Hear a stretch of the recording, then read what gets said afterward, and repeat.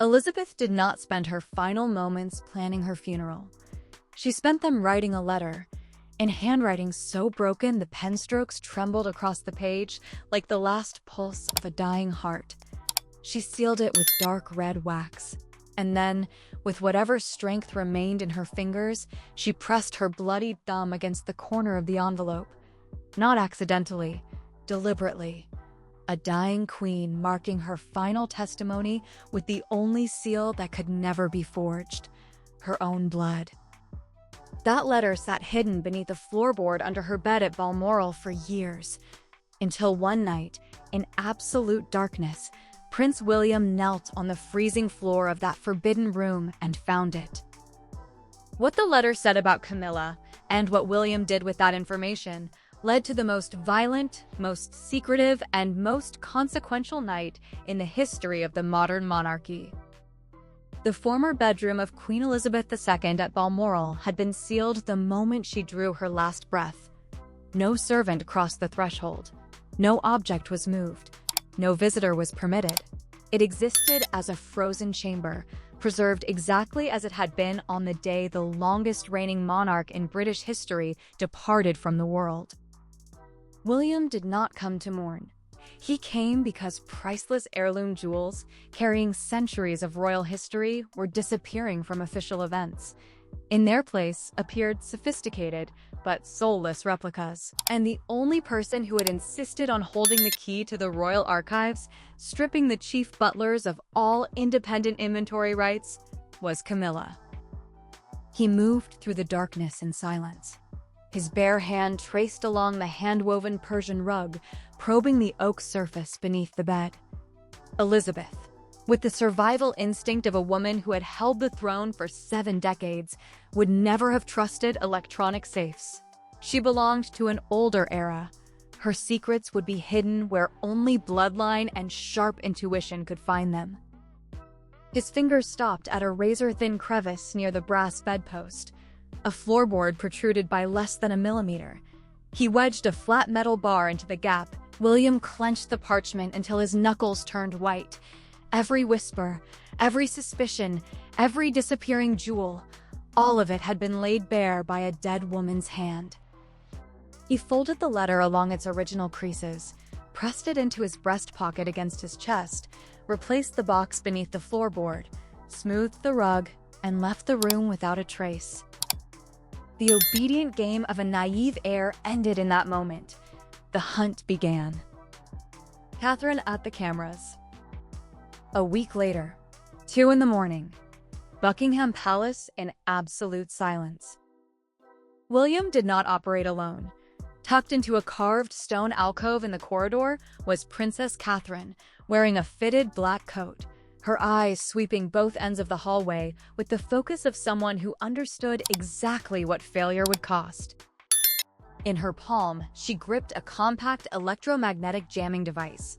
When the red indicator blinked, every infrared security camera within a 10-meter radius went dark. The central security monitors would register nothing but a blind spot. Catherine turned to William and gave a single nod. The path was clear. William pushed open the door to Camilla's private study. The room reeked of frankincense and oak candles, a pungent artificial scent she burned constantly. His eyes went directly to the massive oil painting on the main wall. The left edge of the gilded frame showed a 2-millimeter gap from the stone, the sign of frequent movement. He gripped the frame and slid the painting aside. Behind it was a pitch-black recess containing a solid cast steel safe with a mechanical combination lock. He pressed a modified medical stethoscope against the cold steel and began turning the brass dial. In the absolute silence, every microscopic click of the gear system transmitted directly through the amplified sensor. 4 precise rotations, a solid clunk. The main bolt released. He hauled the door open. What the safe contained. The first thing that hit his vision was cash. Massive wads of unregistered banknotes bound by thick rubber bands. Money that had never passed through the royal banking system. Black funds used to feed her network. Next to the cash was a dark red velvet tray. William slid it forward with 2 fingers. Rolling on the velvet surface were Princess Diana's diamond-encrusted pearl necklace and the late Queen's priceless sapphire brooch. Both had been dismantled with bolt cutters. Every large gemstone had been detached from its setting. The jagged, empty craters in the white gold frames told the story. They were being prepared for underground black market auctions. The jewels the public had recently seen sparkling on Camilla's neck were counterfeits made of glass. At the bottom of the safe lay the black dossier Elizabeth had described in her letter. William flipped through it with shaking hands. The first half contained a detailed list of Camilla's operatives: names, cash bribes received, positions where they had been planted. From the chef responsible for the king's personal meals to the guard stationed at Charles's bedroom door. The final pages were the worst. 2 pre-typed documents stamped with crimson seals from underground legal firms. The first was a medical power of attorney stripping the Royal Medical Council of all authority and granting Camilla sole power to refuse treatment or end life support should Charles fall into a coma. The second was a deed transferring Charles's entire private fortune, everything not bound to the state, solely into Camilla's name. Both documents had blank signature lines. She was waiting for the day Charles lost his cognitive function entirely. Then a forged signature would seal everything. William photographed every page, every stack of cash, every dismantled gem with a camera concealed in his sleeve. He reassembled everything exactly as he found it, sealed the safe, returned the painting to its position, and left without a trace. The atomic bomb was now in his hands. The dinner that changed nothing. William chose a Friday night at Windsor Castle. No servants present, only 3 people: Charles, Camilla, and himself. He slammed the photographs onto the marble table without preamble. William's voice was low and precise and carried the force of something that could not be taken back.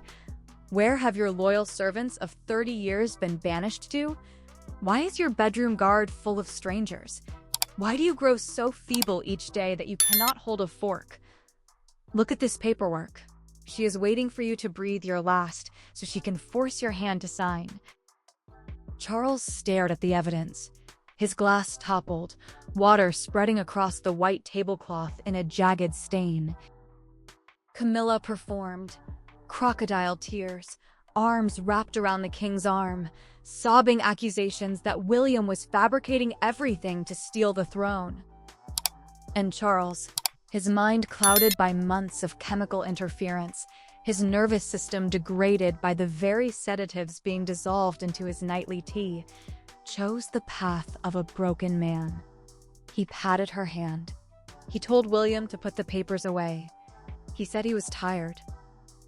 William left the room understanding that his father could no longer protect himself. The quiet approach was finished. The morning the evidence escaped. By dawn, every newspaper in Britain carried the same front-page image. A close-up of a cash transfer receipt bearing Camilla's handwritten signature, directed to an underground antique broker in Eastern Europe. How the evidence escaped those marble walls was never publicly explained. Outside the palace gates, thousands gathered. No flags, no flowers. Only cardboard signs painted in red demanding the restoration of the crown's purity. Inside the palace, Camilla pulled the servant bell. Nobody came. The staff who had accepted her cash had vanished. She was trapped inside the kingdom she thought she had conquered. In William's study, the alliance assembled. Anne arrived carrying a matte black USB drive. She had personally installed an infrared camera in the royal vaults 3 months earlier. The footage showed Camilla's guards using crowbars to remove 18th century oil paintings, while Camilla supervised from the shadows.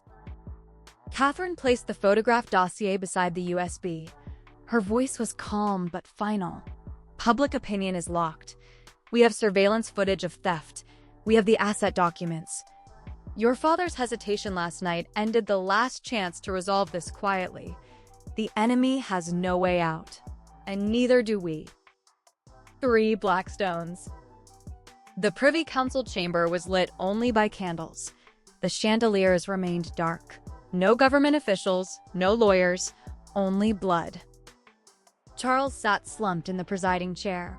Camilla stood at the far end in a black silk dress, her clenched hands betraying the panic beneath her posture. William plugged the USB into the projector.